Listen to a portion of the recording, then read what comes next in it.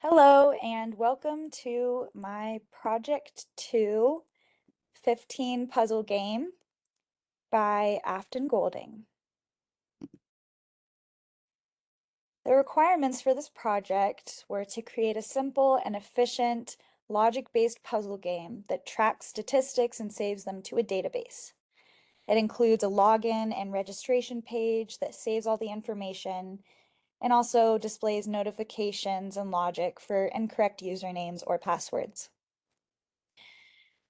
I created a reliable and bug-free game that has tiles that move after one click and are highlighted with the required colors, an end of game notification with animations and a soundtrack to celebrate a win, tracked time that is saved to a database, and linked pages for efficient movement through game files. For example, you can move between the login and registration page easily. And I also implemented error-free logic that ensures every single shuffle is solvable. The inputs are the mouse clicks to move the tiles and also the selection of buttons that either shuffle or send the user to a different page. And the outputs are visual tile movement, a timer, an animated win message, and statistical tracking. I started off with the user interface user experience design. I displayed a 4x4 grid puzzle that shows an image that the user must solve. I used SpongeBob, of course. I also designed a shuffle button, a timer, two different music tracks, and a button that shows the statistics. The admin panel is linked so that users can view these statistics and also clear their stats from the database. There are clean designed logic and registration pages with nice outlines and nicely formatted error messages. The game flow. So the user will register for the game and register PHP. They will input a username, an email, and a confirmed password, and these will all be saved to the database. Then the user will log in from the login page, and if their username and password are correct, they are sent to the game page. The user will then click shuffle and the tiles will be randomized and the timer will start. Additionally, a music track plays until the win requirement is met. The user will then try to solve the puzzle by clicking the tiles. And once they win, all their stats are saved and the win message is displayed. The user can then click View Stats and is sent to the admin page. Administrators can view up to 10 stats. I requested to work alone on this project. My former partner was unable to complete tasks sufficiently, unfortunately. I've outlined our initial Scrum methodology. However, everything in this project was done individually with professor approval. So initially we had daily discussions through Discord and fair distribution of project requirements. And we organized our sprints. First one, development of the game page and styling. Second, the operations of the game through JavaScript. Third, the creation and styling of the login, registration, and administration pages. And then the implementation of the database, which was then linked to all files. And finally, testing and bug fixes. These are some of the benefits of Scrum that I noticed. And although I did this project alone, having a clear outline and paced workflow benefited me in a number of ways. So the initial sprint was getting the visualization of my project done.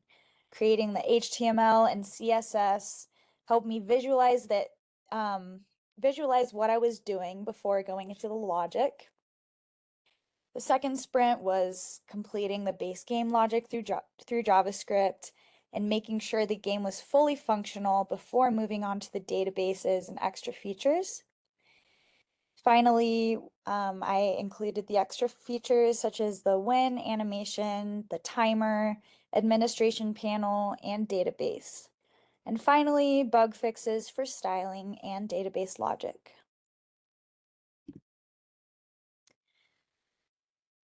I used DevOps and Kanban for this project. I maintained my code in GitHub and made changes incrementally so I could track what I was doing.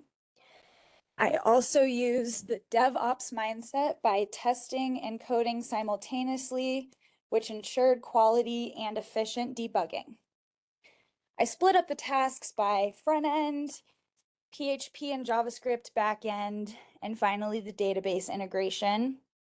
And I tried to focus on a specific part for each sprint. I also used Kanban. I started with what I have to do, and then what is I'm in progress of doing, what is in the testing stages, and what I've completed. It really helped me visualize the workflow, reduce overload, keep things simple and organized, and keep a clear focus.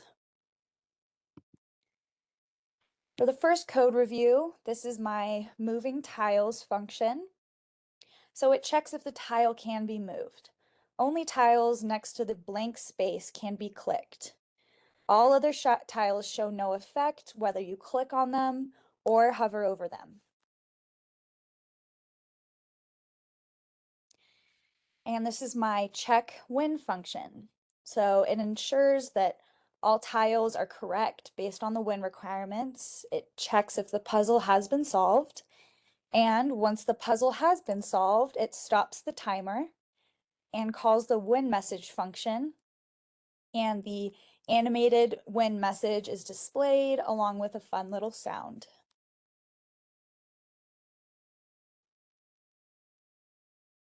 Now for the PHP backend, this is a snippet of the code I use to insert statistics into the database. I declared the puzzle size. This is a bug fix I implemented. At first, it was not working, and as soon as I declared the puzzle size, everything ran smoothly.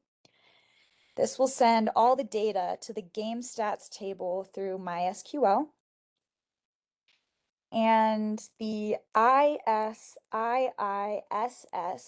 it declares if the variables are integers or strings, so they are saved correctly in the database. Now, in the administration panel, it displays the player's stats ranked by the time taken to complete the puzzle. So it also doubles as a kind of leaderboard. It also includes a reset button for testing. This addition was so useful while I was figuring out the database connection.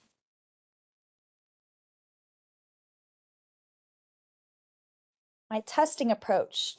I did manual UI testing for tile movement, wind detection, timer tracking, and stat tracking. Basically, I just had to play the game over and over again until I didn't have any more bugs. I also used the console log output to debug the win condition, game flow, and database. I included some test statements in my PHP script, and then I inspected the console log in my page to make sure that the database was connecting correctly. One of the bugs that I solved this way is I was having duplicate statistical entries due to multiple calls of send game stats function. I also performed cross-browser testing on Chrome, Firefox, and Safari. And the test plan goes as follows. You register, make sure that works, log in, make sure that's working, make sure the shuffle function is working and that every single shuffle is solvable, and then check the win condition, and then go into the admin and make sure that all the statistics were uploaded correctly. I spent around 25 to 30 hours on this project. Before I requested to work alone, my former partner and I had scheduled Discord discussions, mutually agreed distribution of work, and a game plan to finish all the requirements on time. I followed our initial game plan for my own use. And some of the tools I used are VS Code, GitHub, FileZilla, Discord, and Trello. Some of the extra features that I added into my project, I made the background image coordinate directly with the tiles as is required. I added a wind detection feature that highlights the board, displays a wind message and a sound. I formatted the timer to display minutes and seconds instead of just seconds. I have a music track that plays as soon as the player clicks shuffle and loops until they win. And when they win, there is an additional soundtrack that plays a win sound. The admin panel has a reset button, and I shared CSS classes as much as possible for efficiency.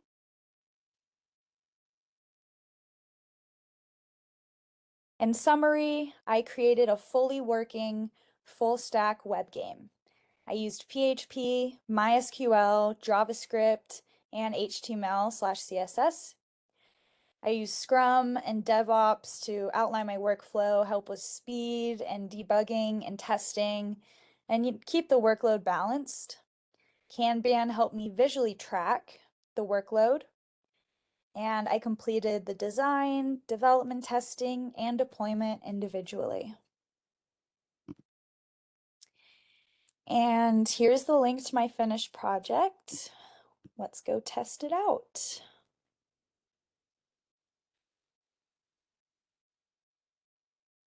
So here we are at the registration page. I'm going to create a random username with a random email.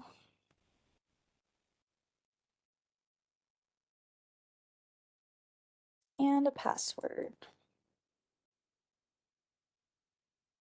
And then you click register and you are sent to the login page.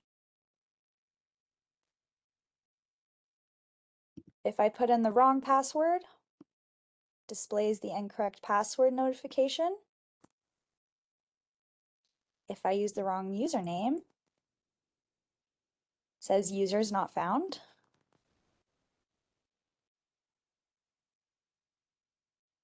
And also you can go back to registration right here if you do not have an account. Now we are at the game page. We've got our validation links down here. You've got our timer, our view stats button, and our shuffle button. Let's go ahead and start the game by clicking shuffle.